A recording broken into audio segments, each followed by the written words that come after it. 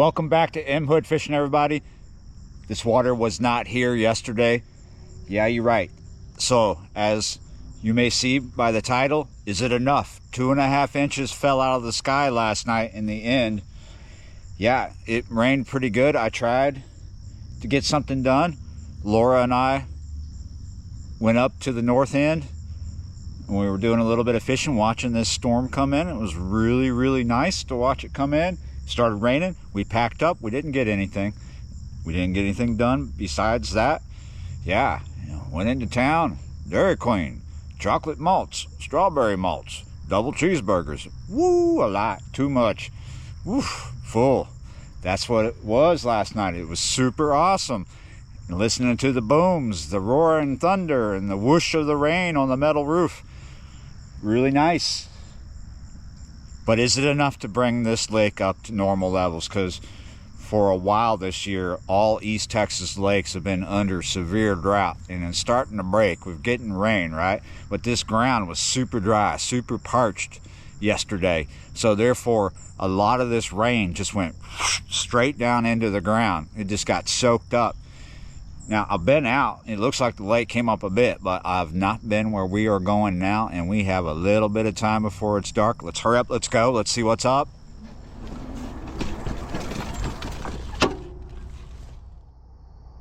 Quick scan to see if the pig plow is running, and not quite yet. I don't see it down there, but oh, wait a minute. I thought I saw something way over there at the very edge of the tree line, a little further back. So I thought I saw something move. Maybe it's going to be early. The pig plow doesn't run during the day usually darker hours. And there we go. We're not there yet. Barely looks like anything's changed. We're up maybe a little over an inch, possibly. I can see that it looks like the water came up and receded by like about an inch. But we got a good, we got a good ways to go before we're at a normal level. However, Monday and Tuesday's got more rain coming. Too early to say if it's going to do much. That's just how Texas weather goes. Yeah, there's stuff coming, but it might just skirt around us. It might not hit us. This didn't quite hit us the way they thought it would, but it hit us good enough to where everything's still wet. We still got wet dirt up top. You know, the topsoil is still wet. And we got standing water. That's a good thing. Now, whatever we got last night, it's not done, right? It's still flowing in. Like I said, the ground swallowed a lot of it because the ground was parched. But there's still stuff seeping in here. I bet our level comes up. You know, I don't know if you're going to notice, but I bet our level is still coming up and will come up a little bit overnight as stuff comes in. This Holbrook, this Lake Holbrook here, is fed by 2 creeks and a bunch of washes and drains. We need a lot more rain because we were really, really low. Yeah, we got about a half a foot or about a whole foot to go, it looks like, if you base anything off that. That's about what it looks like to me. A little under a foot, almost a whole foot. Well, let's see what's biting down here. Come on. I'm keeping this session super, super simple. I've got a rod tied up for drop shotting for the panfish, and I got 2 rods tied up to fish them panfish for other things. We're not doing any artificials, any lures. I can't promise that it's going to be catfish that we catch on this session. Can't promise that it's going to be bass that we catch on this session with the panfish, whether it's cut bait or live bait. But we doing that. There they are. And we doing that in some new boots I just got. Gotta break them in. Fishing boots. Yep. We're not staying out too long either. Whoa, they're gripping. They are gripping good. If you're gonna wear cowboy boots when you're fishing, make sure you wear the ones with the tread. Don't wear your dress boots out here to do something like this. You'll be slipping and sliding. You'll be planting your butt cheeks right down on this concrete. There we go. Nice.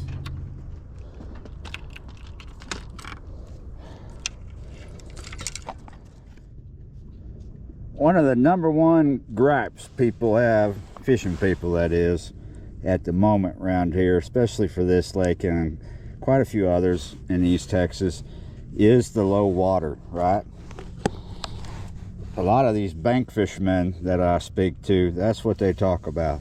They're frustrated. They keep saying, I keep finding trees I didn't know were there.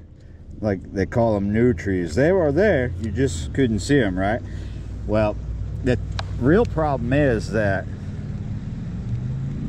these spots that we've been fishing over the years, I have fished this lake before in the past, so I can say that they're not fishing the way they should this time of year because of the low level. They're fishing different.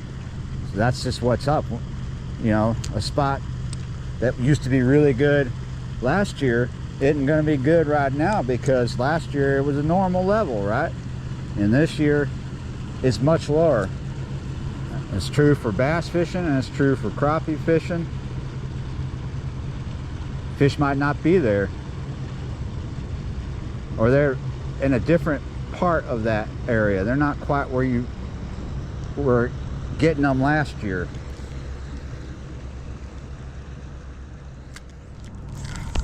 Finally, you don't know how many times I had something little steal the bait since I've been here. Little thieves.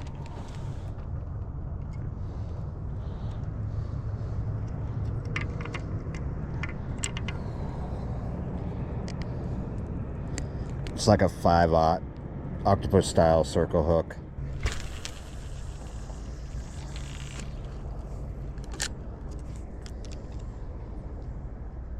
Like I've said before, flatheads, they can be caught here up by the dam. It's an okay time to expect that because the sun going down. Channel cat, blue cat, all three of those are in this lake, but a lot of times if it's live gill or a cut bait, fresh cut bait thrown out here off the dam and various other spots in the lake, your likelihood of catching a largemouth bass is very good. There's a high probability of that, even if it's cut bait. It's crazy, I know, but it is known to happen many times here. Checking to see what kind of bait we have left on this hook. I do like that vintage boat that just cruised by. They're just cruising around.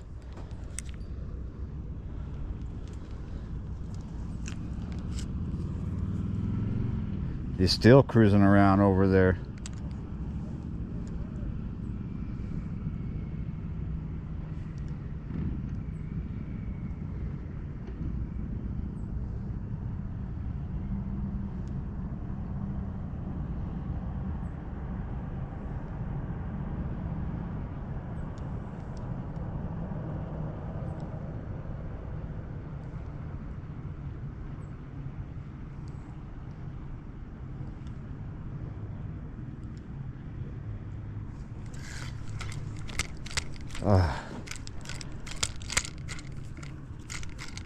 Goodness me, this is one of the issues with fishing launches, fishing dams that are made out of concrete, right? But it's not such an issue that you can't get off the lip. Sometimes you don't get as lucky as I got that time.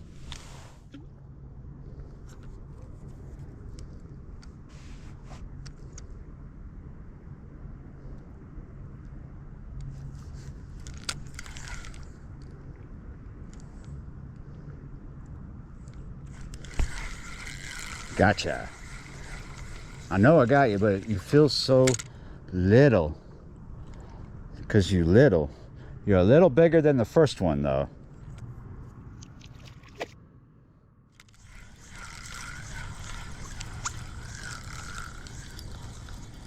This feels a lot better. It's a little better. Look at the size of that. You're probably wondering why I have not taken one of them fish and turned it into sashimi or whatever, you know, cut bait for this other rod. I don't know if we're going to do that. We're running out of time. It might just be one rod out there with the live bait. I got places to go, things to do. Whoa, here we go.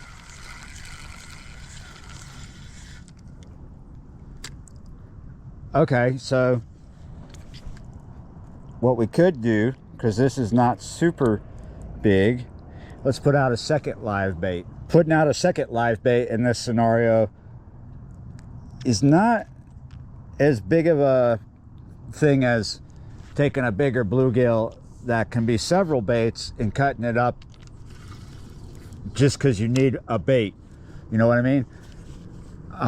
I don't want to cut a fish right now and just use a piece of it and not be able to use it later because I got other things to do.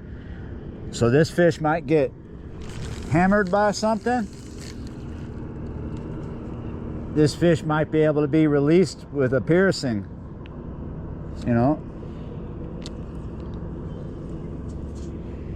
It's not much of a waste is what I'm saying. All right, still have bait on that hook. I'm kind of hoping that we can catch the early onset of the pig plow this evening. Sometimes, you know, right at sunset is when they start. Oh, what's going on here? That's our bait, I think, kicking up on the shorter rod. See it moving? Oh, we might, I don't know, we might have, there might be something else going on. That bait is really stirring. It's smaller than the one on this one, and it's stirring a lot more than that one did. Look at that. Oh, something's got him. That's what's up.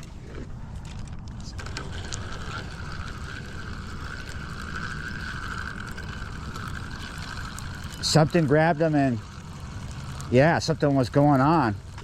We still have him though. Is he still, what's he looking like? Okay, we're gonna put him back out. Same area. Well, basically every time someone comes across here with a fish finder that talks to me, they see bass right out in front of here. Right now, I know about in the general area of where I put that bait, there are crappie hotels or crappie structures out in front of here at an angle, kind of over there, little bit back past where I dropped this bait. There's structure, but I don't think I threw right into that structure, but I'm near it, so there could be bass around that, right? Hello, little guy. Even though there's a knock on both rods here and there, bait scurrying around getting paranoid, I don't think it's going to come of much, but we have a few minutes left. I know I didn't show you the glory of the sunset, but here's what's left of it. Peaceful, very calm. Dinner's waiting.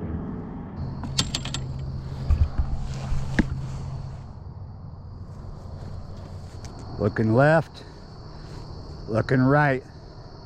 I don't see the pig plow yet. It's coming. And so is that rain. Yeah. So Lake Holbrook is not a massive lake, but by no means is it a small lake. I think it's going to take more than 2.5 inches overnight of rain to bring us back up to a normal level. But they got quite a bit in the forecast for Monday, and Tuesday there's some too. We'll see what that comes out to be in the end, right? But for the moment, it's come up a little bit, and it'll probably keep coming up a little bit as stuff drains in here. But what's not coming is a nice fish on one of these lines, because here we are. It's time to go. Yeah, you're right. Thanks for watching, liking, sharing, commenting, subscribing, being members of the channel. And yeah, you're right. I will see y'all next time.